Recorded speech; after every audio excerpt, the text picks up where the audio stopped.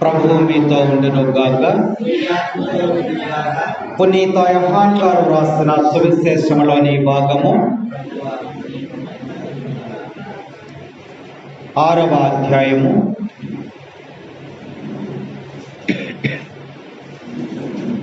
61 నుండి 70 వచనాలు. తన శిష్యులు దీని గురించి గొణుగుచున్నారని గ్రహించి యేసు, ఇది మీకు యావగింపుగా ఉన్నదా? అట్లయినా మనుష్య కుమారుడు తాను పూర్వమున ఉన్న స్థలమునకు ఎక్కిపోవటను మీరు చూచినచో ఇక ఏమందురు? జీవమునదిచ్చున్నది ఆత్మయే, శరీరము నిష్ప్రయోజనము. నేను మీతో చెప్పిన మాటలు ఆత్మయు జీవమునై ఉన్నవి. కానీ మీలో విశ్వసింపని వారు కొందరు ఉన్నారు అని పలికెను. ఆ విశ్వసింపని వారు ఎవరో, తన్ను అప్పగింపబోవాడు ఎవడో మొదటి నుండి యేసునకు తెలియను. కనుకనే తండ్రి అనుగ్రహించిననే తప్ప ఎవడను నా యొద్దకు రానేరడు అని మీతో చెప్పితిని అని ఆయన పలికెను. ఇందువలన ఆయన శిష్యులలో అనేకులు ఆయనను విడిచి వెళ్ళి మరెన్నడను ఆయనను వెంబడింపరైరి. అప్పుడు యేసు తన 12 శిష్యులతో, మీరును వెళ్ళిపోయేదరా అని అడుగగా, సీమోను పేతురు, ప్రభు, మేము ఎవరి వద్దకు పోయేదము? నీవు నిత్య జీవపు మాటలు కలవాడవు. మేము విశ్వసించితిమి, నీవు దేవుని నుండి వచ్చిన పవిత్రుడు అని గ్రహించితిమి అనెను. అంతటా యేసు, నేను మీ 12 ఎన్నుకొనలేదా? అయినను మీలో ఒకడు పిశాచము అని పలికెను. ఇది క్రీస్తు సువిశేషము. Praise the lord, praise the lord. తండ్రి వందనం, తండ్రి స్తోత్రం, యేసువా వందనం, యేసువా స్తోత్రం. Praise the lord, praise the lord, praise the Lord. Hallelujah, hallelujah, hallelujah, hallelujah, hallelujah, హల్లెలూయా.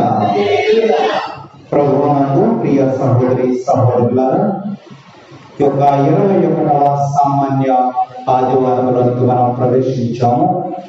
ఈ ఆదివారం యొక్క సువిశేష వచనాలు ఒకే దేవుని ఆరాధన చేయాలని ఈరోజు మొదటి పట్టణము, 2వ పట్టణము, సువిశేషము మనకి ఈరోజు జ్ఞాపకం చేస్తూ ఉన్నాయి. ఈ మొదటి పట్టణంలో మనం చూసినట్లయితే మరి ఇక్కడ యెహోషువ గారు మనకు కనిపిస్తున్నారు. సాధారణంగా మనము క్రైస్తవులుగా చలామణి అవుతూ ఉంటాం. మనము క్రైస్తవులని మనము చెప్పుకుంటూ ఉంటాం. కానీ మనలో క్రైస్తవత్వము చాలా తక్కువగా కనిపిస్తూ ఉంటుంది. ఎందుకనంటే మేము క్రైస్తవులము, క్రీస్తుని వెంబడించే వారము అని చెప్పుకుంటున్నామే తప్ప నిజమైనటువంటి క్రైస్తవులుగా మనము జీవించలేకపోతూ ఉన్నాం. మన మాటలు కానీ, మన క్రియలు కానీ, మన ప్రవర్తన కానీ, మన నడవడికని కానీ అన్ని కూడా మరి యేసుక్రీస్తు యొక్క బోధలకి, యేసుక్రీస్తు ఇచ్చేటువంటి సందేశాలకి చాలా వ్యతిరేకంగా మనము జీవిస్తూ ఉంటాం. ఎందుకంటే మరి పండుగలు వచ్చినప్పుడు మరి లేదా కొన్ని సందర్భాలలో మాత్రమే మరి దేవాలయంలోనికి మనం వచ్చి ఆర్భాటంగా మనం కనబడుతూ ఉంటాం. ఆ ఒక మొక్కుబడిలాగా దేవాలయానికి రావటం మనం జరుపుతూ ఉంటాం. కానీ అది అయిపోయిన తర్వాత మన యొక్క దేవుళ్ళు వేరుగా ఉంటారు, మన వ్యవహారాలు వేరుగా ఉంటాయి, మన ఆలోచనలు వేరుగా ఉంటాయి. మరి వాటన్నిటినీ కూడా సరిదిద్దుకోవాలని ఈరోజు యొక్క పట్టణాలు మనకు చక్కగా తెలియజేస్తూ ఉన్నాయి. ఎందుకంటే మొదటి పట్టణాన్ని మనం పరిశీలన చేసినట్లయితే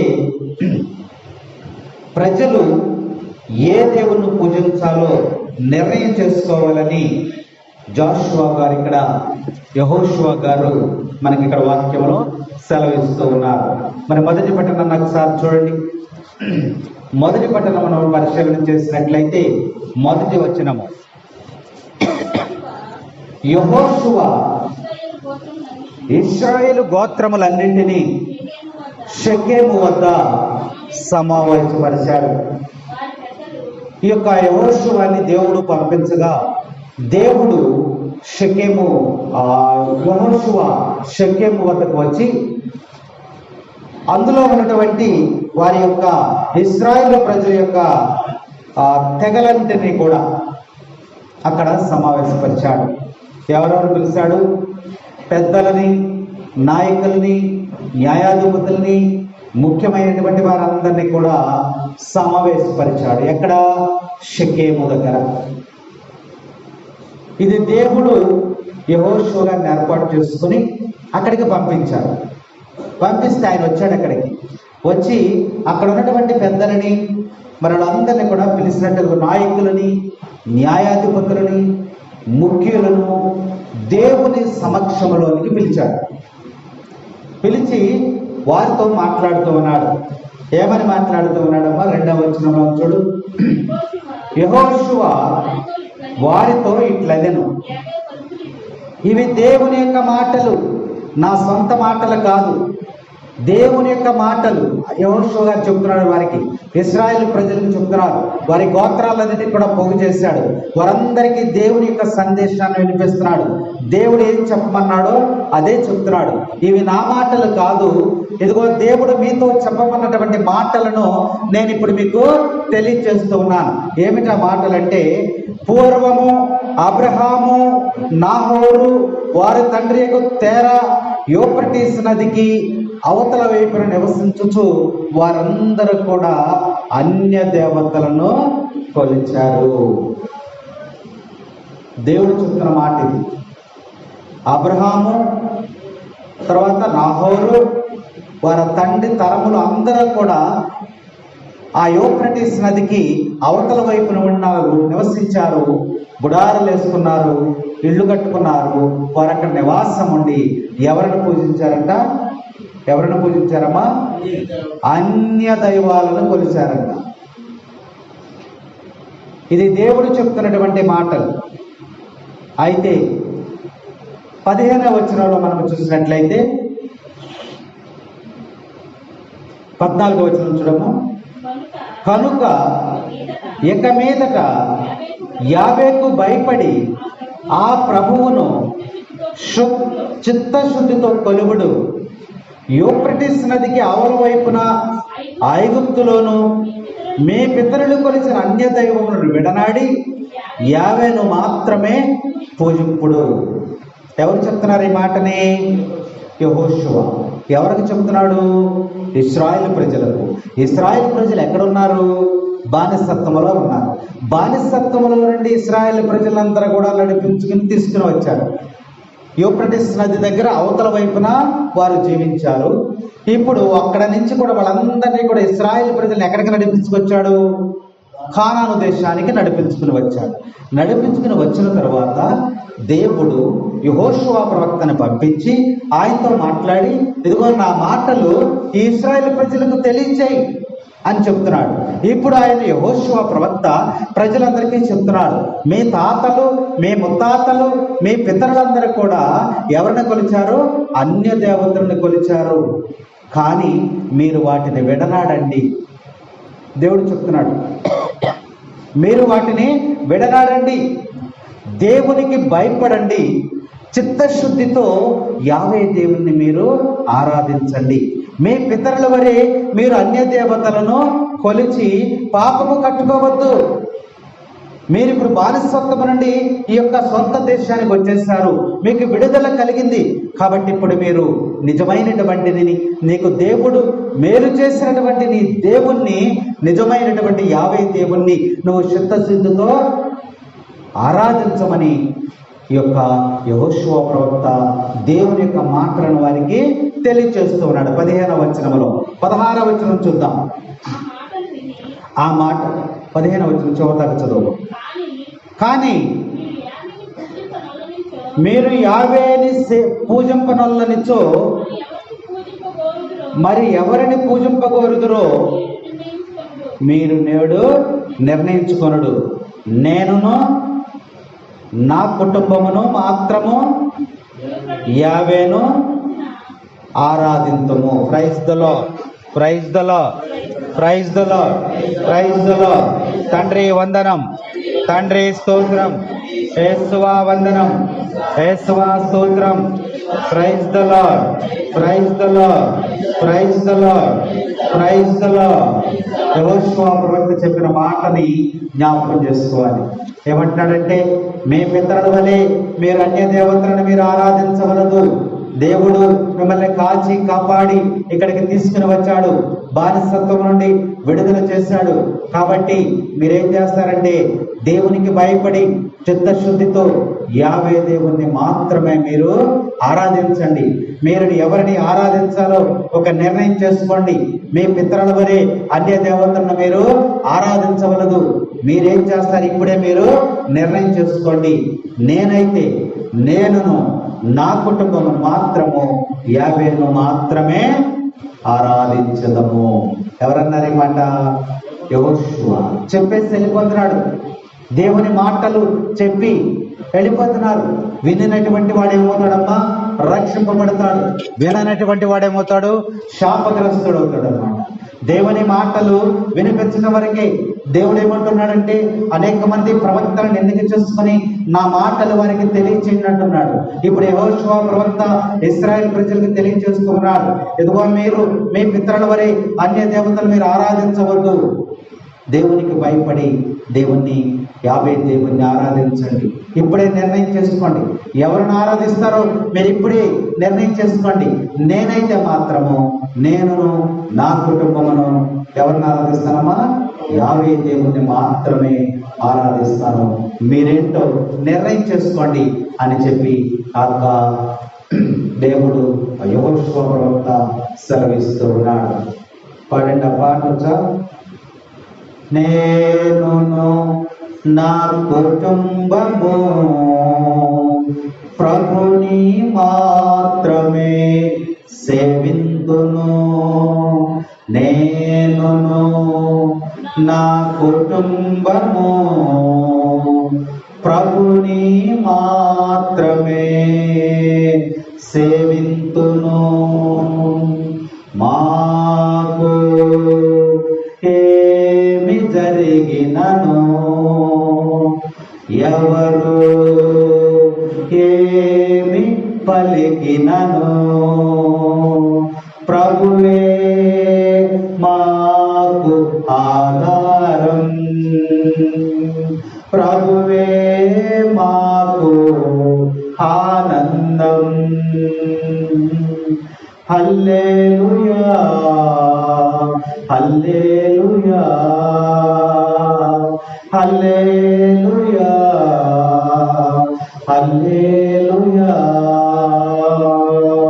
నేనును నా కుటుంబమును ప్రభుని మాత్రమే సేవింతును. ఎర్ర సముద్రము అడ్డు వచ్చిన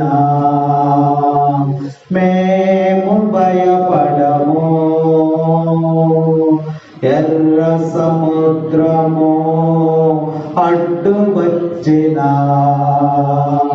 మేము భయపడము. దేవుని హస్తము కాపాడును ఎల్లప్పుడూ. హల్లెలూయా, హల్లెలూయా, హల్లెలూయా, హల్లెలూయా. నేనును నా కుటుంబమును ప్రభుని మాత్రమే సేవింతును. ఎరికో గోడలు ముందున్నా మేము భయపడము. ఎరికో గోడలు ముందున్నా మేము భయపడము.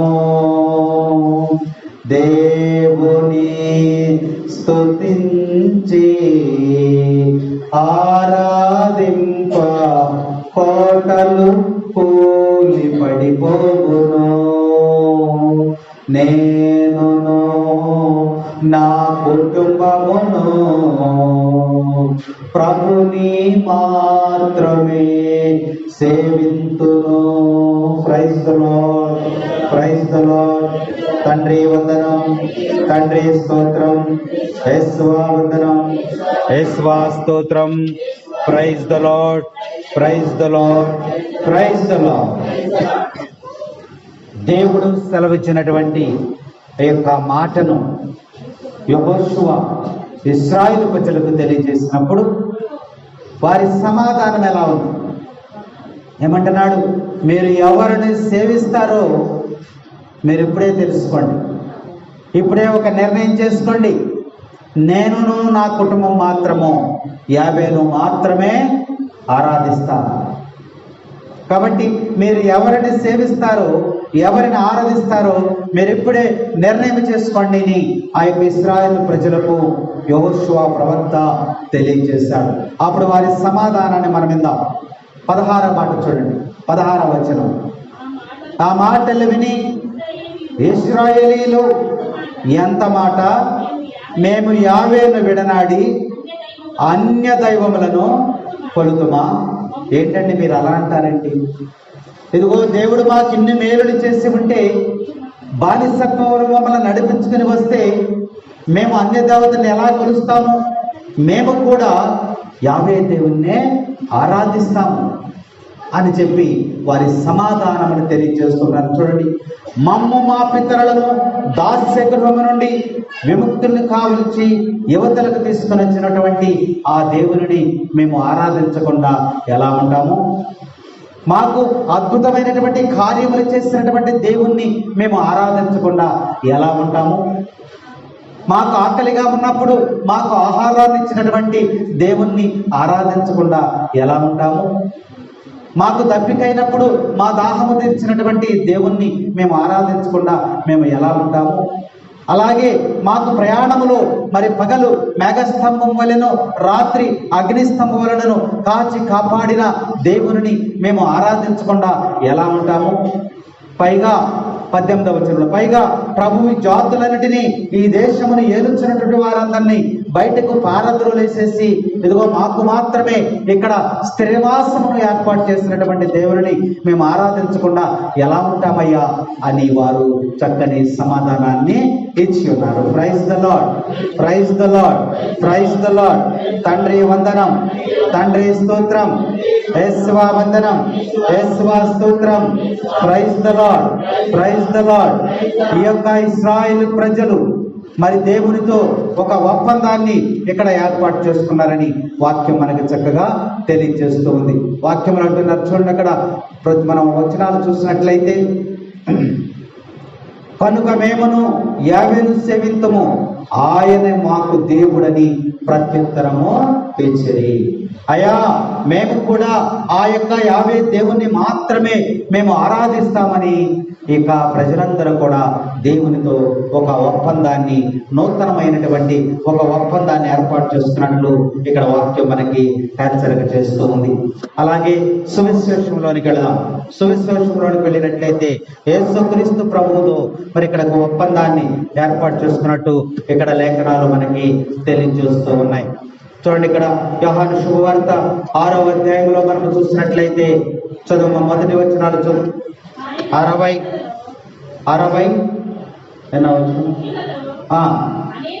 అనేకులు ఆ మాటలు విని, ఈ మాటలు కఠినమైనవి, ఎవడు వినగలడు అని చెప్పుకొనిరి.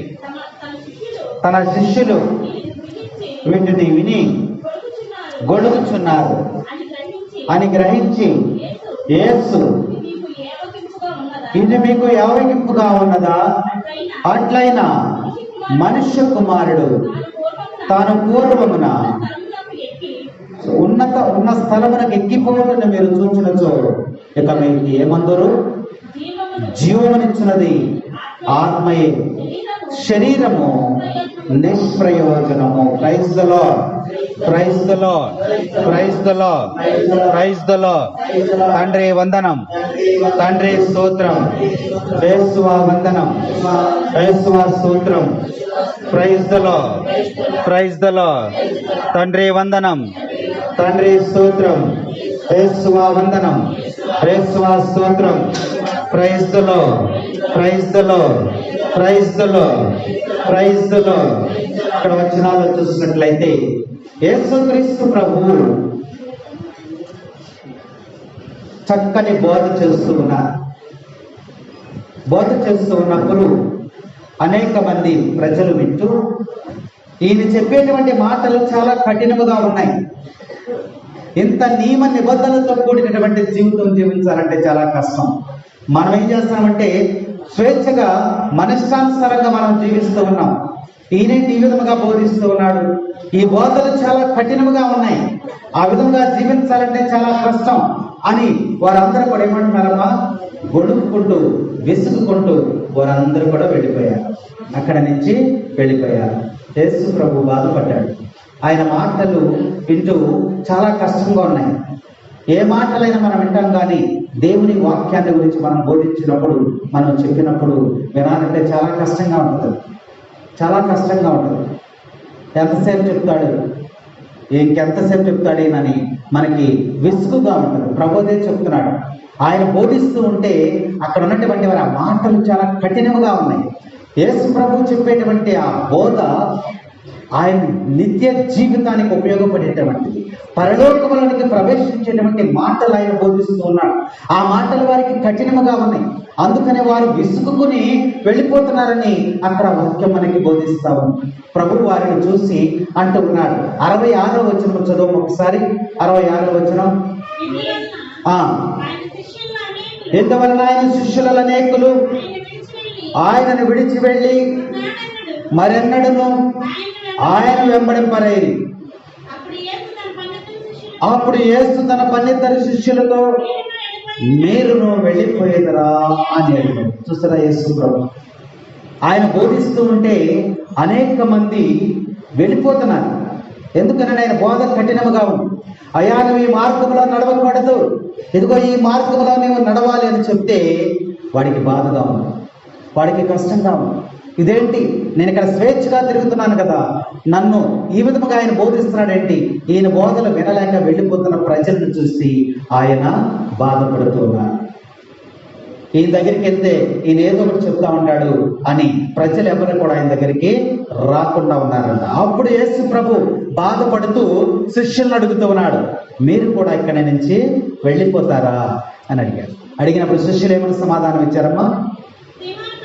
సీమోను పేతురు, ప్రభు మేము ఎవరి వద్దకు పోయేదము? నీవు నిత్య జీవపు మాటలు కలవాడవు, మేము విశ్వసించితిమి, నేను దేవుని వచ్చిన పవిత్రుడు అని గ్రహించితిమి ఆయనను. Praise the lord, praise the lord. తండ్రి వందనం, తండ్రి స్తోత్రం, యేసువా వందనం, యేసువా స్తోత్రం. Praise the lord, praise the lord, praise the lord, praise the lord. పేతురు గారు పలికినటువంటి మాటను మనము జ్ఞాపకం చేసుకోవాలి. ఆయన అంటున్నాడు ఏమంటున్నాడమ్మా? అయ్యా నీవు నిత్య జీవపు మాటలు కలవాడవు, మేము నిన్ను వదిలి ఎక్కడికి వెళ్ళదము అని అంటున్నాడు. కాబట్టి నేనే మార్గమును, నేనే సత్యమును, నేనే జీవమును, నా ద్వారానే తప్ప నువ్వు పరలోకములోనికి ప్రవేశించలేవు. ద్వారం ఎవరు? యేసయ్య మాత్రమే. ఆ ద్వారం గుండా నేను వెళ్ళాలి. తిరిగి తిరిగి తిరిగి తిరిగి వస్తే నువ్వు ఎక్కడికి రావాలి? మళ్ళా ఇదే ద్వారం దగ్గరికి రావాలి. నేనే మార్గమును, ఒకటే మార్గము, అనేక మార్గాలు లేవు. అందుకనే మార్గాలు అనేకమైన ఉన్నవి అనలా, నేనే మార్గమునని ప్రభు మనకి సెలవిస్తూ ఉన్నాడు. కాబట్టి ఆ మార్గములో నువ్వు ప్రయాణం చేస్తేనే నువ్వు నిత్య జీవానికి వెళ్తావు. అందుకని పేతురు గారు విశ్వసించాడు. ఏమంటున్నాడంటే, అయ్యా నువ్వు పరలోకములోంచి దిగి వచ్చినటువంటి దేవుని యొక్క పవిత్రమైనటువంటి కుమారుడు, నువ్వు, నిన్ను విశ్వసించాం మేము, కాబట్టి నిన్ను వదిలి మేము ఎక్కడికి వెళ్తామయ్యా? నీ మాటలు మాకు నిత్య జీవాన్ని ఇస్తాయి, నిత్య జీవపు మాటలు కలవాడవయ్యా నువ్వు అని తన యొక్క విశ్వాసాన్ని ఆయన ప్రకటిస్తూ ఉన్నాడని ఇక్కడ వాక్యం మనకి హెచ్చరిక చేస్తా ఉంది. కానీ మిగిలినటువంటి వారు, అర్థం చేసుకోలేనటువంటి వారు, స్వేచ్ఛా జీవితం జీవించేటువంటి వారు యేసు బోధలను, యేసు మాటలను త్రోసిపుచ్చి వారు వెళ్ళిపోయారు. అందుకనే ప్రభు మరొకసారి హెచ్చరిక చేస్తున్నాడు పేతురు గారి ద్వారా, అయ్యా నీ మాటలు నిత్య జీవాన్ని ఇస్తాయి, నిత్య జీవపు మాటలు కలవాడవు. అంటే నిత్య జీవపు మాటలు అంటే ఏంటమ్మా? నిత్య జీవపు మాటలు అంటే ఏంటి? నిత్య జీవం అంటే ఏంటి?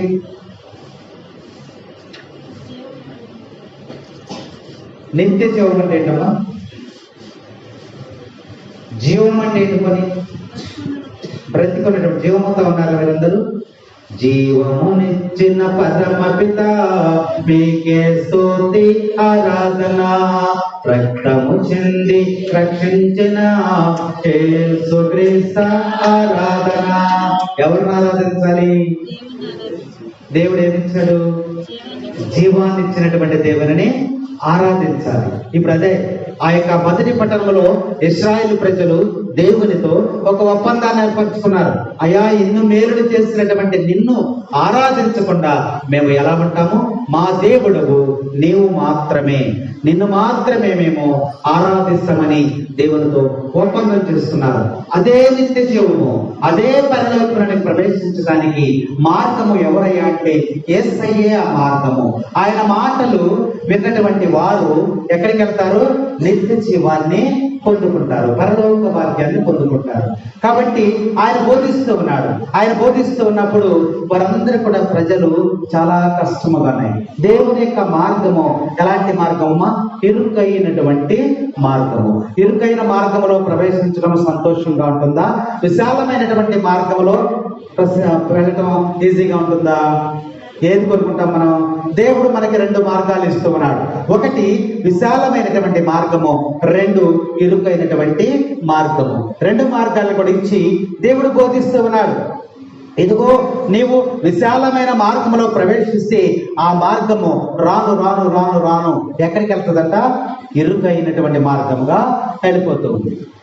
అలాగే ఇరుకైన మార్గంలో నువ్వు ప్రవేశిస్తే అది ప్రయాణం చేయగా చేయగా చేయగా ఆ మార్గం ఏమవుద్దంట? విశాలమైనటువంటి మార్గంలోనికి వెళతావు. నీవే నిర్ణయం చేసుకొని ప్రభు బోధిస్తూ ఉన్నాడు. ఈ బోధలు చాలా కఠినంగా ఉన్నాయి. దేవుని యొక్క మాటలు వినాలంటే చాలా కష్టముగా ఉంటుంది. దేవుని ఆత్మచేత ప్రేరేపించబడినప్పుడు మాత్రమే నువ్వు దేవుని యొక్క మాటలను హృదయంలో నువ్వు భద్రపరుచుకోగలుగుతావు. అందుకనే ఆయన అంటున్నాడు, ఏమంటున్నాడు? పేతురు గారు అంటున్నాడు, నిన్ను విశ్వసించామయ్యా, నీ మాటలు ఎక్కడికి చేరుస్తాయి? మమ్మల్ని నిత్య జీవానికి చేరుస్తాయి. నీ మాట జీవము గలదయ్యా యేసయ్యా, నీ మాట సత్యము గలదయ్యా, నీ మాట జీవము గలదయ్యా యేసయ్యా, నీ మాట సత్యము గలదయ్యా, నీ మాట మార్పు లేనిదయ్యా యేసయ్యా, నీ మాట మర్చిపోలేనిదయ్యా. ఆ పిల్లడు నాకుడమ్మా అడుకోబోతుంది. ఏది మారినా నీ మాట మారదయ్యా, ఏది ఆగినా నీ మాట జరుగునయ్యా, ఏది మారినా నీ మాట మారదయ్యా, ఏది ఆగినా నీ మాట జరుగునయ్యా, నీ మాట జీవము గలదయ్యా యేసయ్యా, నీ మాట సత్యము గలదయ్యా. చప్పుడు కొట్టండి, ఇక్కడ కొట్టలేరా? నీ మాట జీవము గలదయ్యా యేసయ్యా, నీ మాట సత్యము గలదయ్యా. నశించుతున్న వారిని బ్రతికించున నీ మాట, బంధించబడిన వారిని విడిపించున నీ మాట, నశించుతున్న వారిని బ్రతికించున నీ మాట, బంధించబడిన వారిని విడిపించున నీ మాట. త్రోవ తప్పిన వారిని సరిచేయునని మాట, కృంగిపోయిన వారిని లేవనెత్తునని మాట. నీ మాట జీవము గలదయ్యా యేసయ్యా, నీ మాట సత్యము గలదయ్యా, నీ మాట జీవము గలదయ్యా యేసయ్యా, నీ మాట సత్యము గలదయ్యా, నీ మాట మార్పు లేనిదయ్యా యేసయ్యా, నీ మాట మర్చిపోనిదయ్యా. ఏది మారినా నీ మాట మారదయ్యా, ఏది ఆగినా నీ మాట జరుగునయ్యా. ఏది మారినా నీ మాట మారదయ్యా, ఏది జరిగినా నీ మాట ఆగదయ్యా.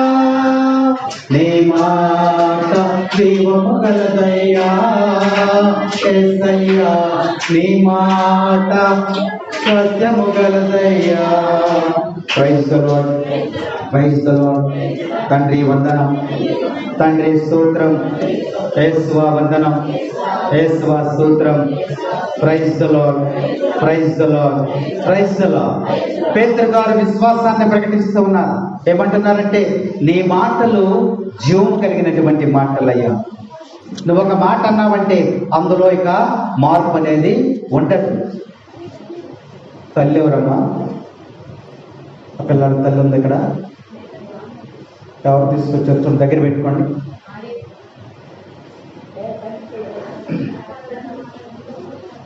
దగ్గర పెట్టుకోండి, బయటికి తీసుకెళ్ళి. ఇది ఆట స్థలం కాదు, దేవాలయం. పిల్లల నుంచి అక్కడ భద్రపరచుకోవాలి.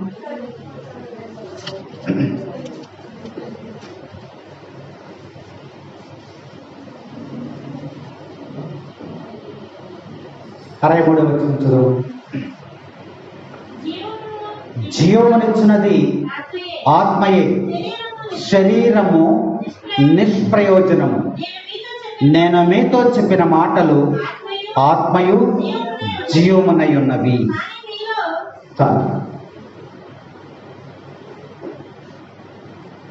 జీవమునిచ్చినది ఆత్మయే, శరీరము నిష్ప్రయోజనము. నేను మీతో చెప్పినటువంటి మాటలు ఆత్మయు జీవమునై ఉన్నవి. దేవుని యొక్క మాటలు జీవముతో సమానం. అందుకనే పేతురు గారు పలుకుతున్నాడు, నీవు నిత్య జీవపు మాటలు కలవాడు. ఈ మాటలే, దేవుని యొక్క మాటలే జీవముతో నింపబడతాయి. అందుకనే జీవమునిచ్చినది ఆత్మయే, శరీరము కాదని ప్రభు ఈ సందర్భంగా మనకి తెలియజేస్తున్నాడు. ఒక గుర్రం ఉంది, గుర్రం మీద మనిషి కూర్చున్నాడు, స్వారీ చేస్తున్నాడు. ఇప్పుడు గుర్రం మీద ఉన్న మనిషి గుర్రమును మనిషి నడపాలా, మనిషిని గుర్రము నడపాలా? ఎవరిని అదుపు చేయాలి? మనిషి గుర్రమును అదుపు చేయాలి. ఆ అదుపు చేయాలంటే ఏం చేయాలి? ఆ గుర్రము కళ్ళకు గంతలు కట్టాలి. గంతలు కట్టి దానికి తాడు ఉంటుంది. ఆ తాడును పట్టుకుని ఆ యొక్క గుర్రం మీద కూర్చుని ఆ గుర్రంతో రవ్వుతూ ఏం చేయాలి? దానిని తాడుతో ఇలా కదుపుతూ ఉన్నప్పుడు మాత్రమే అది ప్రయాణం చేస్తుంది. ఆ గుర్రం ఎవరి ఆధీనంలో ఉంటుంది? పైన కూర్చున్నటువంటి వాడి ఆధీనంలో ఉంటుంది. ఇక్కడ గుర్రం అంటే శరీరం.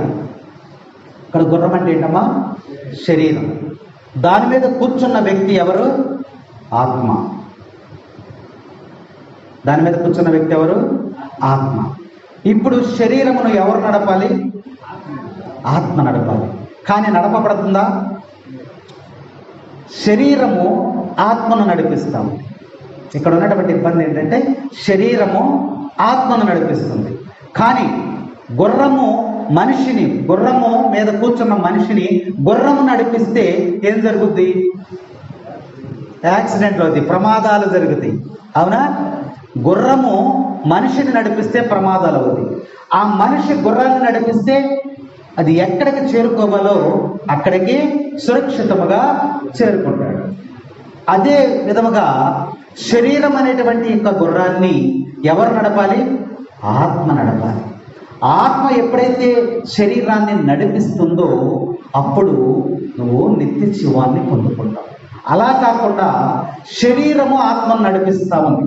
శరీరము ఈ లోకమైనటువంటి వ్యామోహాల నిమిత్తమై, ఈ లోకమైనటువంటి ఆశల నిమిత్తమై, ఈ లోకముల సుఖభోగాల కోసమై శరీరము దేన్ని నడిపిస్తుందమ్మా? ఆత్మని నడిపిస్తాము. ఆత్మ చెప్పిన మాట శరీరం వింటలా, శరీరమే ఆత్మను నడిపిస్తూ ఉంది. అప్పుడు మన జీవితము నరకమైపోతుందని వాక్యం మనకి హెచ్చరిక చేస్తుంది. అందుకనే 63వ వచనములో ప్రభు ఒక మాటను మనకు తెలియజేస్తున్నాడు. జీవమునిచ్చినది ఆత్మే, నిన్ను పరలోకములకు చేర్చేది ఆత్మే, ఆత్మయే నిన్ను జీవింపచేసేది. శరీరము నిష్ప్రయోజనమని ఈ యొక్క 62వ వచనం మనకి హెచ్చరిక చేస్తా ఉంది. నీకు ఒక రోగం వచ్చింది అనుకుందాం, నీకు ఒక రోగం వచ్చింది అనుకున్నాం, శరీరానికి మందులు వాడతాం, అంతేనా? శరీరానికైనా వాడేది? శరీరానికి మందులు వాడతాం. ఆత్మను గురించి మనము పఠించుకోం, ఆత్మను గురించి మనము పఠించుకోం. ఆ శరీరము, ఆ రోగము లేదా మందులు అవేసి వాడుతున్నాడు, దానికి ఉన్నటువంటి రోగం అంతా కూడా తగ్గిపోతుంది. ఆ శరీరంలో ఏముంది? ఆ శరీరంలో ఏముందమ్మా? ఆత్మ ఉంది. ఒకవేళ ఆ ఆత్మ పోయిందనుకోండి శరీరంలో నుంచి, శరీరంలో నుంచి ఆ ఆత్మ అంటే ఆ జీవము పోయిందనుకోండి, శరీరం ఏమవుద్దమ్మా? ఏమైపోతుంది? శరీరం పని చేస్తుందా? పని చేయదు. శరీరము రోగాలతో ఉన్నా, రొప్పులతో ఉన్నా, ఇంకో రకంగా ఉన్నా, లోపల ఆ జీవం అనే ఆత్మ ఉందనుకోండి, అప్పుడు శరీరము ఉంటుంది. ఒకవేళ ఆత్మ వెళ్ళిపోయింది అనుకోండి శరీరంలో నుంచి, అప్పుడు శరీరం ఉంటుందా? ఉంటుందా? ఉండదు. కాబట్టి జీవింప చేసేది ఏంటిది? ఆత్మే. శరీరము నిష్ప్రయోజనము. అర్థమైందా? అర్థమైందా లేదా? వాక్యం అదే, జీవమును ఇచ్చినది ఆత్మే, దానిని కాపాడాలి మనం. ప్రభు చెప్పినది అదే, జీవమునిచ్చినది ఆత్మే, నిన్ను జీవింపచేసేది ఆత్మే. నువ్వు ఆత్మను నిర్లక్ష్యం చేస్తే, ఆత్మ నీ శరీరంలోంచి వెళ్ళిపోతే శరీరము నిష్ప్రయోజనము. కాబట్టి నిన్ను జీవింపచేయునది ఆత్మ. పేరు దేనికుందండి? ఆత్మక శరీరానిక? పేరు దేనికుంది? చెప్పండి, ఏదేనుకోవాలా? పేరు శరీరానికి ఉంటుందా? ఆత్మకు ఉంటుందా? ఆత్మకని కొందరు, శరీరానికని కొందరు. సందేహం. ప్రభు చెప్పిన మాటలో జీవమునిచ్చినది ఆత్మే, శరీరము నిష్ప్రయోజనం అంటూ ఉన్నారు. మన గ్రామంలో లేదా ఒక చోట ఏదో వెంకట్రావు అనే ఒక వ్యక్తి ఉన్నాడు అనుకుందాం. ఆయన పేరేంటమ్మా? వెంకట్రావు. ఆయన చనిపోయాడు. పిల్లలు ఎక్కడా ఉన్నారు. పిల్లలు వచ్చేవరకు తీసుకొచ్చి చక్కగా టెంట్ వేసి అందులో పడుకోబెట్టారు. ఆ వార్త అందరికీ తెలిసిపోయింది. అందరూ ఒకడొక్కడు అక్కడికి వస్తున్నారు. అప్పుడు మనం మాట్లాడుకునే మాటలు ఎలా ఉంటాయేమో, ఏమని మాట్లాడుకుంటా ఉంటాం? పేరు సంపాదించాడు అంటారు, ఇంకా మంచోడు అంటారు, ఇంకా ఏంటి అక్కడ అంతమంది జనం ఉన్నారంటే ఏం చెప్తారు? వెంకట్రావు పోయాడంట. ఏమంటారు? పలానా వెంకట్రావు పోయాడంట. ఎక్కడికి పోయాడు? వెంకట్రావు ఎక్కడికి పోయాడు? పోయాడా? టెంట్ కింద ఉంది ఎవరు? అక్కడే ఉన్నాడుగా, టెంట్ కిందే ఉన్నాడుగా, పెట్టి చక్కగా. మరి అదేంటి, ఆయన వెంకట్రావు కదా, అది శరీరమా? ఇప్పుడు అక్కడికి వచ్చి ఏమంటారు అందరూ? వెంకట్రావు పోయాడు. కానీ ఇక్కడ ఉంది ఎవరు? శవం. అంతేనా? ఇప్పుడు వరకు వెంకట్రావు అని పిలిచాం మనం. ఇప్పుడు ఏమైపోయింది? అది వెంకట్రావు పోగానే అక్కడ ఏమైపోయింది? దానికి శవం అయిపోయింది. అంటే శరీరములో ఆత్మ ఉన్నంతసేపు వెంకట్రావు అని పిలిచారు. ఎప్పుడైతే శరీరంలో నుంచి ఆత్మ బయటికి వెళ్ళిపోయిందో దాన్ని ఏమంటున్నారు? పేరు మారిపోయింది, శవం అంటున్నారు. వెంకట్రావు అంటలో ఇప్పుడు ఏమంటున్నారు? శవం అంటున్నారు. మరి పేరు దేనికి ఉంది? ఆత్మకే. పేరు దేనికి ఉంది? ఆ ఆత్మ, వెంకట్రావు యొక్క ఆత్మ ఏమైపోయింది? శరీరంలోంచి బయటికి వెళ్ళిపోయింది. వెళ్ళిపోగానే ఈ బాడీ ఏమైపోయిందమ్మా? శవం అయిపోయింది. ఇక దీనికి పేరు లేదు. దీని పేరేంటి? ఇప్పుడు శవం. కాబట్టి జీవింపచేయునది ఆత్మే. పేరు కూడా ఆత్మకే. పేరు కూడా ఆత్మకే. కాబట్టి వాక్యం మనకు బోధిస్తా ఉంది, నిన్ను జీవింపచేయునది ఆత్మయే తప్ప శరీరము నిష్ప్రయోజనము. అందుకనే ఈ లోకంలో మనం జీవించేటప్పుడు శరీర ఆశలను బట్టి ఈ లోకంలో శరీరము ఆత్మను నడుపుతా ఉంది. అందుకని మనకి ఇన్ని ఇబ్బందులు, ఇరుకులు, పాపపు జీవితం అయిపోతున్నాం అంతే. అందుకనే ఈ విధంగా స్వేచ్ఛగా మనం జీవిస్తున్నాం కదా. మనకి ఏ విధమైన మనం ఏది చేయాలనుకుంటామో అది చేసుకుంటా మనం వెళ్ళిపోతున్నాము. మనకు అడ్డు ఏది కూడా లేదు కాబట్టి వెళ్ళిపోతున్నాము. కానీ యేసు ప్రభు దగ్గరికి వచ్చినప్పుడు ఆయన బోధలు చాలా కష్టంగా ఉన్నాయి. చూసారా? వ్యభిచారంలో పట్టుబడినటువంటి స్త్రీని యేసయ్య దగ్గరికి తీసుకుని వచ్చినప్పుడు యేసు బోధలు చాలా కఠినంగా ఉన్నాయి వాళ్ళకి. ఏమన్నాడు ఆయన? మీలో పాపము చేయనటువంటి వారెవరో ముందుగా రాయి వేయమన్నాడు. అది చాలా కష్టంగా ఉంది వాళ్ళకి. అందుకనే ఈయనేంట్రా బాబు ఎలా చెప్తున్నాడు అని చెప్పి వాళ్ళందరూ అక్కడ వెనుదిరిగి వెళ్ళిపోయారు. కానీ ఆయన యొక్క మాటలు, నిత్య జీవపు మాటలు ఎవరికి ఉపయోగపడినాయమ్మా? వినినటువంటి, ప్రభు పాదముల చెంత మోకరించి వినినటువంటి ఆ స్త్రీకి ఉపయోగపడింది. నిత్య జీవపు మాటలు కలవాడు. ఆ స్త్రీతో అంటున్నాడు ఆయన, ఏమన్నాడు? అమ్మా, వారు నిన్నేమీ చేయలేదా? నేను కూడా నిన్నేమీ శిక్షించను. నువ్వు వెళ్ళి పాపంలో జీవించకుండా ఉండమని చెప్పాడు. కాబట్టి ప్రభు పలికినటువంటి మాటలు కఠినముగా ఉంటాయి. ఆ స్త్రీని రాళ్లతో కొడతాకొచ్చిన వాళ్ళందరికీ చాలా కఠినముగా ఉన్నాయి అవన్నీ. అవి వినలేక వారు అక్కడి నుంచి వెళ్ళిపోయారు. విన్నటువంటి ఆ స్త్రీ మరి పాపము నుంచి ఆ యొక్క పుణ్యములోనికి, నరకము నుండి మరి పరలోకములోనికి, నిత్య జీవములోనికి చేరుకున్నది. అందుకని ఆయన నిత్య జీవ మాటలు కలవాడు, నిన్ను జీవింపచేయునది ఆత్మని వాక్యం ఈరోజు మనకి హెచ్చరిక చేస్తా ఉంది. ప్రేమ. ప్రేమ దేనికి ఉందండి?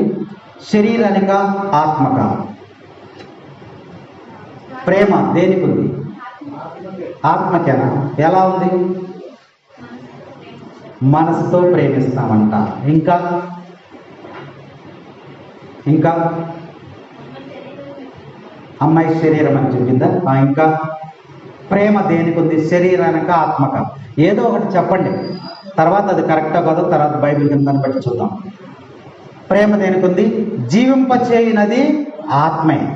పేరు కూడా ఆత్మకే ఉంది. ఇంకా ప్రేమ దేనికి ఉంది? ఆత్మకే. ఆత్మకే. తల్లి బిడ్డ, తల్లి బిడ్డను ప్రేమిస్తుంది, తల్లి బిడ్డను ప్రేమిస్తుంది, బిడ్డ తల్లిని ప్రేమిస్తుంది. ఇరువురు కూడా ఒకరినొకరు ప్రేమించుకున్నారు.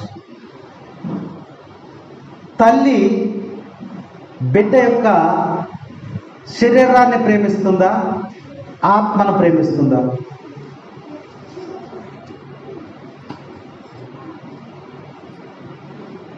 తల్లి, జాగ్రత్తగా వినండి, తల్లి బిడ్డను శరీరాన్ని ప్రేమిస్తుందా, ఆత్మను ప్రేమిస్తుందా? ఆత్మనేనా? ఇంకా మరి శరీరానికి రాస్తావుగా ఫెయిర్ అండ్ లవ్లీలు ఇవన్నీ రాసి చక్క చేసి నీట్గా చేసి కర్లింగ్ హెయిర్ ఇట్లా దిద్ది అంతేనా అనా? బాహ్యంగా అవన్నీ కూడా మనము చేస్తూ ఉంటాం. కానీ బైబిల్ గ్రంథం ప్రభు చెప్పినటువంటి మాటలో ఉన్న అర్థం జీవింప చేయనది ఆత్మే. తల్లి తన బిడ్డను ప్రేమిస్తూ ఉంది. ప్రేమించింది ప్రేమించింది ప్రేమించింది ప్రేమించింది బిడ్డ చనిపోయాడు. శరీరాన్ని ఉంచుకుంటుందా? ఎన్ని రోజులు ఉంచుకుంటుంది? ఉంచుకోదు. పారసస్ తీసుకెళ్ళి భూమిలో పాతి పెట్టేస్తారు. అంటే ఏది ఉన్నప్పుడు శరీరాన్ని ప్రేమించింది? ఆత్మ ఉన్నప్పుడు మాత్రమే శరీరాన్ని ప్రేమిస్తావు. ఆత్మ లేకపోతే శరీరం ప్రేమ లేదు. ఒకవేళ బిడ్డ తల్లిని ప్రేమిస్తున్నాడు కదా, తల్లి చనిపోయింది. అంటే శరీరంలో ఉన్నటువంటి ఆత్మ వెళ్ళిపోయింది.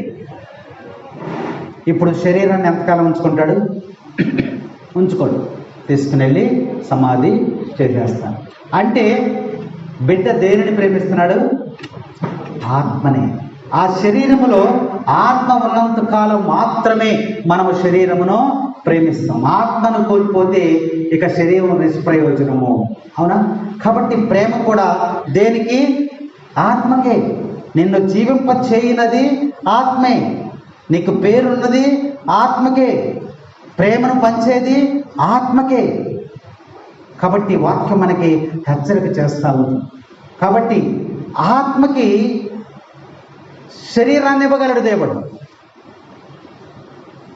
ఆత్మకి శరీరాన్ని ఇవ్వగలడు. ఆత్మ మహిమ శరీరాన్ని దేవుడు ఇస్తాడు. ఆత్మ దేవుని దగ్గరికి వెళ్ళిపోయింది అనుకోండి, ఆ ఆత్మకు మహిమ శరీరాన్ని ఇవ్వగలడు ఆయన. కానీ శరీరానికి ఆత్మనివ్వడం. చనిపోయినటువంటి మనిషికి మళ్ళీ అదే ఆత్మ అదే శరీరంలోనికి మరలా తిరిగి రాదు. అర్థమైందా మీకు? ఒక వ్యక్తి ఉన్నాడు అనుకోండి, ఒక ఇల్లు కట్టాము, పడిపోయింది, ఇంకో ఇల్లు కట్టుకోవచ్చు. ఇది పడిపోయింది, ఇంకో ఇల్లు కట్టుకోవచ్చు. అది పడిపోయింది, ఇంకో ఇల్లు కట్టుకోవచ్చు. అసలు మనిషే లేకపోతే ఇల్లు కట్టడం వీలవుద్దా? అవును. అలాగే ఆత్మ దేవుని దగ్గరికి వచ్చినప్పుడు ఆ ఆత్మకి మహిమ శరీరాన్ని ఇవ్వగలడు దేవుడు. కానీ ఈ భూలోకంలో శరీరం చూసారా? ఈ శరీరంలో ఆత్మ వెళ్ళిపోయిన తర్వాత మళ్ళా శరీరంలోకి ఈ ఆత్మ రాదు. వేరే ఆత్మ కూడా అందులోకి ప్రవేశపెట్టబడదు. ఆత్మ దేవుని వద్దకు వెళ్ళిపోతుంది. శరీరానికి మరణం ఉంది, ఆత్మకు మరణము లేదు. అందుకని నిన్ను జీవింప చేయనది ఏంటిదంట? ఆత్మ. నిన్ను జీవింప చేయనది ఆత్మ. తర్వాత మాట ఏం రాశాడమ్మా? నేను మీతో చెప్పిన మాటలు ఆత్మయు జీవమునై ఉన్నవి. గొప్ప వాక్యం ఇది. జీవమునై ఉన్నవి. దేవుని యొక్క వాక్కులు, దేవుని యొక్క మాటలు, వాక్కులు హృదయములో నువ్వు నింపుకొని ఉండాలి. అదే ఆత్మ. దేవుని యొక్క మాటలను నీవు నింపుకొని ఉండాలంటున్నావు. నా మాటలు ఆత్మయు జీవమునై ఉన్నవి. నువ్వు జీవించి ఉండాలి అంటే ఏముండాలి? నీ హృదయంలో దేవుని యొక్క మాటలు ఉండాలి. నిన్ను ఏ వ్యక్తి అయినా దేవుని యొక్క వాక్యాన్ని హృదయంలో నింపుకుంటాడో ఆ వ్యక్తి పరిశుద్ధాత్మ చేత నింపబడి ఉంటాడు. దేవుని యొక్క వాక్కు నీ హృదయంలో ఉండాలి. ప్రభువే ఆత్మ, ఆత్మే ప్రభువు. కాబట్టి వాక్యమే ప్రభువు, ప్రభువే వాక్యము. వాక్యం ఎవరు? ఆదిలో వాక్కు ఉండెను, ఆ వాక్కు దేవుడై ఉండెను, ఆ వాక్కు మన మధ్య నివాసం ఉండేది. వాక్కు మనం ఈరోజు బోధించుకున్నటువంటి వాక్కు దేవుడై ఉన్నాడు. ఈ వాక్కు ఎక్కడ ఉండాలంట? ఎక్కడ ఉండాలి? నీ హృదయంలో ఉండాలి. ఆ వాక్కు ఎక్కడ ఉండాలి? నీ హృదయంలో ఉండాలి. ఎవరి హృదయములైతే దేవుని యొక్క వాక్యము నిలిచి ఉంటుందో వారు దేవుని యొక్క పవిత్రాత్మ చేత నింపబడి ఉన్నారని ఈ యొక్క వాక్యంలో దేవుడు మనకి తెలియజేస్తున్నాడు. నేను మీతో చెప్పిన మాటలు ఆత్మయు జీవమునై ఉన్నాయి. ఈ మాటలు ప్రభు చెప్పినటువంటి మాటలని మనం ఎక్కడ పెట్టుకోవాలమ్మా? హృదయంలో పెట్టుకోవాలి, హృదయంలో భద్రపరచుకోవాలి. నీ హృదయంలో ఏమన్నా వాక్యాలు ఉన్నాయా? నువ్వు చెప్పగలవా? యెహోవా నా కాపరి, నాకు ఇల్లేమీ కలుగదు. కాబట్టి ఎవరైతే హృదయంలో దేవుని యొక్క వాక్యాన్ని భద్రపరుచుకుంటారో వారిని గురించి వాక్యం తెలియజేస్తాము.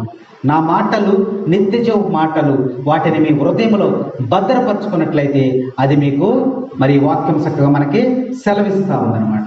పౌలు గారిని మనం జ్ఞాపకం చేసుకుంటే పౌలు గారు ఎప్పుడు కూడా హృదయం నిండా వాక్యాలని అంటారు. పౌలు గారి జీవితంలో హృదయం నిండా ఏది మాట్లాడినా సరే ఆయన వాక్యమే మాట్లాడతాడంట. ఆయన ఆన్సర్ అన్నిటికీ కూడా జవాబులు ఇచ్చేటువంటి వాక్యముతోనే జవాబులు ఇస్తాడంట. ఒక వాక్యం చూడండి ఎలా ఇచ్చాడు ఆయన సమాధానం చెప్తున్నాడు. అపోస్తుల కార్యాల్లో 23వ అధ్యాయంలో 1వ వచనంలో 1 నుంచి 5. అప్పుడు పౌలు సభా అధిపతి వైపు తిన్నగా చూసి, సోదరులారా, నేను నేటి వరకు దేవుని సమక్షములో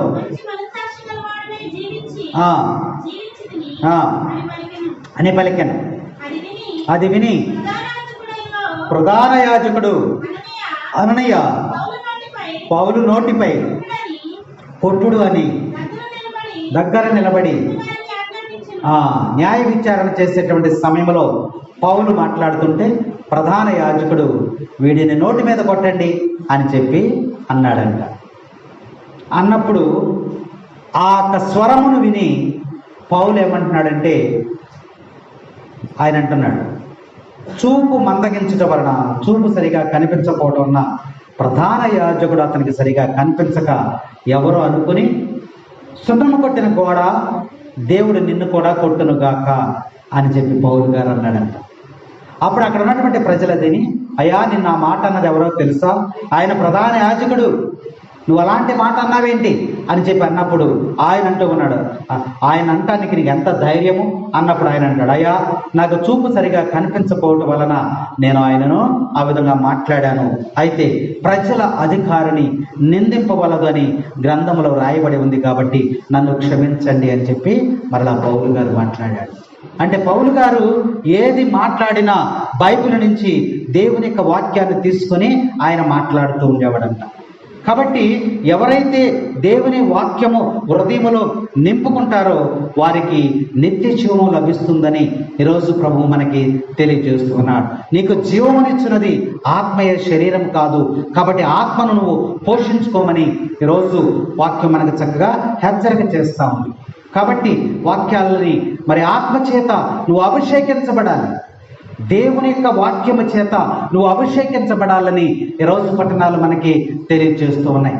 దేవుని ఆత్మ నీ మీద పని చేయాలంటే, ఆయన యొక్క ప్రభావము నీలో కనిపించాలంటే వాక్యాలతో నీ హృదయము నిండి ఉండాలి. కనీసం వారానికి ఒక వాక్యం గుర్తుపెట్టుకుంటే చాలు, అది నీ హృదయంలో ఉండాలి. ఈరోజు ప్రభువు మనకి బోధించినటువంటి వాక్యము ఏమిటంటే, జీవమునిచ్చినది ఆత్మయే, శరీరము నిష్ప్రయోజనము.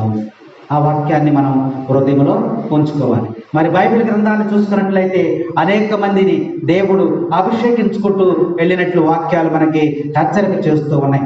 అందుకనే ప్రభు అంటున్నాడు, మీరు కూడా నన్ను విడిచి వెళ్ళిపోతారా? ఆ మాటలు చాలా కఠినంగా ఉన్నాయి కాబట్టి మీరు కూడా నన్ను విడిచి వెళ్ళిపోతారా అని చక్కని ఇక్కడ వాక్యం ప్రభు మనకి మరి 69వ వచనంలో చదువు.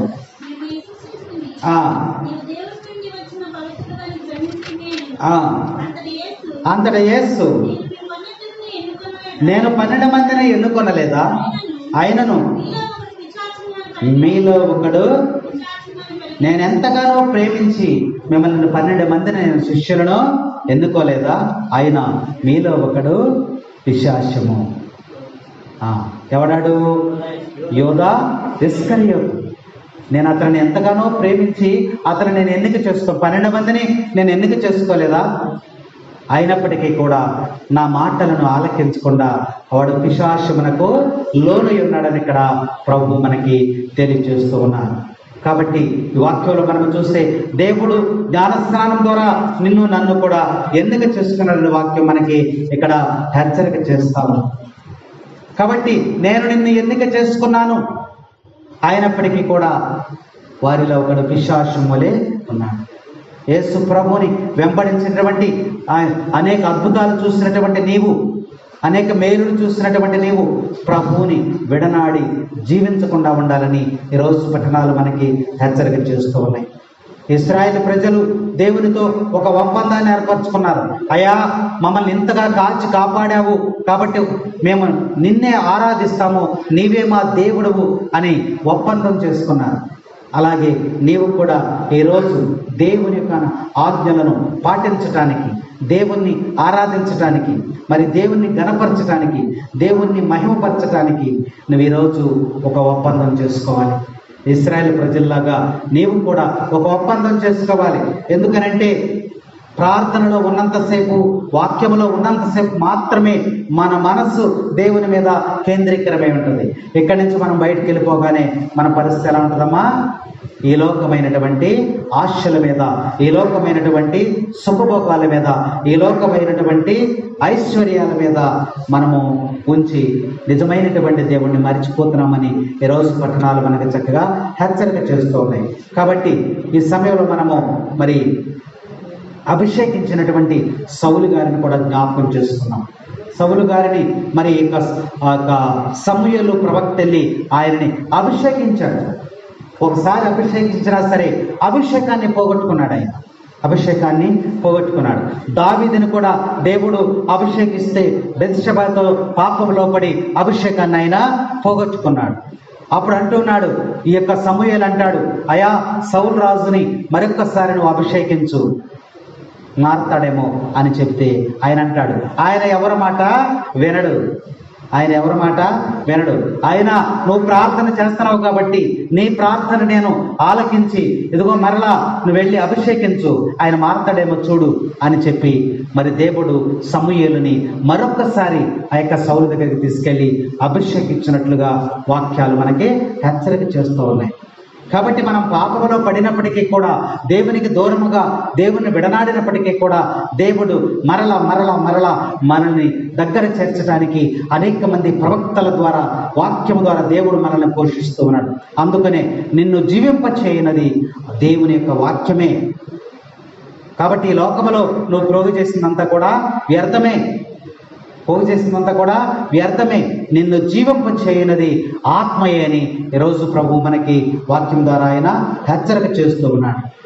ఇంతగా పెంచి పోషించి చేసినటువంటి ఈ యొక్క ఆత్మను గురించి దేవుడు ఈరోజు వాక్యంలో హెచ్చరిక చేస్తున్నాడు. గత 3 వారాల నుంచి కూడా మనం పరలోకం నుంచి దిగి వచ్చినటువంటి జీవాహారమును నేనే, ఈ ఆహారమును భుజించినటువంటి వాడు నిత్య జీవమును పొందును. మీ పితరులు మన్నా భోజనం భుజించారు, కానీ వారు ఏమైపోయారమ్మా? మరణించారంటున్నారు.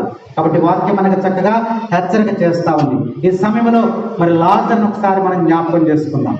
చనిపోయినటువంటి లాజరును మనం జ్ఞాపకం చేసుకుంటే శరీరం ఎక్కడుంది? ఆత్మ ఎక్కడుంది? శరీరం ఇక్కడే ఉంది, ఆత్మను ఎవరు మోసుకెళ్ళారమ్మా? లాజరు చనిపోగానే దేవుడు ఏం చేశాడమ్మా? తన దేవదూతలను పంపించి ఆ ఆత్మను మోసుకెళ్ళిపోయారు. ఆత్మను మోసుకెళ్ళారు. ఆత్మను మాత్రమే దేవుని వద్దకు మోసుకుని వెళ్ళిపోయారు. ఆ ఆత్మ దేవుని నుంచి వచ్చినటువంటి ఆత్మ తిరిగి మరలా దేవుని వద్దకు వెళ్ళిపోయింది. అనేక సంవత్సరాలు ఇక్కడ జీవించింది ఆత్మ. అనేక సంవత్సరాలు శరీరంతో కలిసి ఈ లోకంలో మనం జీవిస్తాం. అనుభవం దేనికి ఉంది? శరీరానికి ఉందా? ఆత్మకుందా? ఆత్మకే. జీవింపచేయనది ఆత్మే. ప్రేమ ఆత్మకే, పేరు ఆత్మకే, అనుభవాలు కూడా ఆత్మకే ఉన్నాయని వాక్యం మనకి తెలియజేస్తా ఉంది. మన బంధువులు, మన స్నేహితులు, మరి ఇంకా మనకు తెలిసినటువంటి వారు మరి చనిపోయినప్పుడు వచ్చి భూస్థాపితం చేసి వెళ్ళిపోతారు. అంతటితో అది అయిపోయింది. ఆత్మ ఎక్కడికి వెళ్ళింది? దేవుని వద్దకు వెళ్ళింది. కాబట్టి అది ఆత్మ శాశ్వతమైనదని ఈరోజు దేవుడు మనకి తెలియజేస్తూ ఉన్నాడు. కాబట్టి దేవుడిచ్చినటువంటి ఆత్మ మరలా ఎక్కడికి వెళ్ళిపోవాలమ్మా? దేవుని దగ్గరికే వెళ్ళిపోవాలి. అందుకనే ఈ యొక్క ప్రభు ఈరోజు మనకి తెలియజేస్తూ ఉన్నాడు, నా ఆత్మ మళ్ళా నా దగ్గరికి రావాలి అంటే ఏం చేయాలి? నువ్వు నీ హృదయములో వాక్యము చేత నీవు నింపబడాలి. నీ హృదయంలో ఎన్ని వాక్యాలు ఉన్నాయో ఒకసారి నువ్వు జ్ఞాపకం చేసుకో, ఒకసారి నువ్వు పరిశీలన చేసుకో. నీ హృదయంలో ఎన్ని వాక్యాలు ఉన్నాయి? నువ్వు పుట్టిన దగ్గర నుంచి ఇప్పటి వరకు కూడా వింటున్నావు, ప్రతి ఆదివారం ప్రతి దైవ కార్యాల్లో పాల్గొంటున్నావు. ఎన్ని వాక్యాలు నీ హృదయంలో ఉన్నాయి? గుర్తు చేసుకో. అందుకనే ప్రభు అంటున్నాడు, వాక్యము ఎవరైతే హృదయంలో నిలుపుకుంటారో దేవుని యొక్క పరిశుద్ధాత్మ నీ హృదయంలో నివాసం ఉంటుందని ఈరోజు పట్టణాలు మనకు చక్కగా తెలియజేస్తూ ఉన్నాయి. కాబట్టి ఈ సమయంలో దేవుడు మరి ఆఖరి వచనాలుగా మనం జ్ఞాపకం చేసుకుంటూ, ఇశ్రాయేలు ప్రజలు పలికిన విధముగా నా తల్లిదండ్రులు ఆరాధించినటువంటి అన్య దేవతలను కాకుండా మేలు చేసినటువంటి ఈ దేవుణ్ణి, 50 దేవుణ్ణి మాత్రమే మేము ఆరాధించదమని వారు ఒప్పందాన్ని చేస్తున్నారు. ఒకే ఒక దేవుడైనటువంటి ఈ యొక్క క్రీస్తు ప్రభువుని నేను ఆరాధిస్తున్నానని నువ్వు ఒక ఒప్పందం చేసుకొని ఈనాటి నుండి విశ్వాసంతో జీవించాలి. పేతురు గారు పలికినట్లు, పేతురు గారు ఏం పలికాడమ్మా? ఏం పలికాడు? ప్రభు, మేము ఎవరి వద్దకు పోయేదము? నీవు నిత్య జీవు మాటలు కలవాడవు. మేము విశ్వసించితిమి, నీవు దేవుని నుండి వచ్చిన పవిత్రుడు అని గ్రహించితిమి అని. చూసారా, ఆయన ఎవరి వద్దకు వెళ్తావు? నువ్వు ఎవరి వద్దకు వెళ్తావు? సత్యాన్ని ప్రకటిస్తూ ఉన్నాడు. నువ్వు ఎవరి వద్దకు వెళ్తానికి నీకు అవకాశమో లేదు. ఒకే ఒక మార్గం, యేసయ్య. ఆయన దగ్గరకు మాత్రమే నువ్వు రావాలి. కాబట్టి ఈ సత్యాన్ని తెలుసుకొని నీ జీవితానికి ఒకబడి నిత్య జీవ మాటలు గల యేసయ్య వద్దకు నువ్వు చేరుకోవాలని ఈరోజు పట్టణాలు, మొదటి పట్టణము, రెండవ పట్టణము సువిశేషాలు మనకి జ్ఞాపకపరిచినాయి. కాబట్టి దీన్ని మనసులో ఉంచుకొని వాక్యాల్ని చదువుకుంటూ వాటిని మనన చేసుకుంటూ వాటిని పదిలకుంటూ నీ హృదయము ఆత్మకు నిలయముగా చేసుకోవాలని ఈరోజు పట్టణము నీకు హెచ్చరిక చేసుకుంటున్నావుగా జీవించడానికి దేవుని యొక్క కృప నీకు తోడుగా ఉండునుగాక. ఆమేన్. పిత, పుత్ర, పవిత్రాత్మ నామమున ఆమేన్.